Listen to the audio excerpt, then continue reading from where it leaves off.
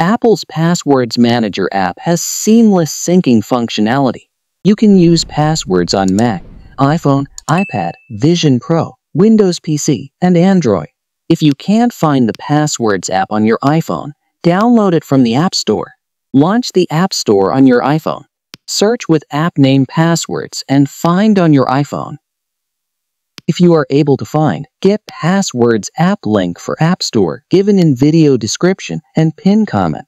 To download the app, tap the down arrow with the cloud icon on your iPhone or iPad. Ideally, the Passwords app is pre-installed with the iOS 18 update. Ensure your iPhone or iPad is updated with the latest iOS update. Under the Settings app, tap on General and tap on Software Update. Download and install the pending iOS 18 update if your iPhone is supported. If your iPhone does not support iOS 18, you can use the Passwords app on your iPhone. You may see the error. This application requires iOS 18 or later. I hope you found this video helpful. Please like, share, and subscribe.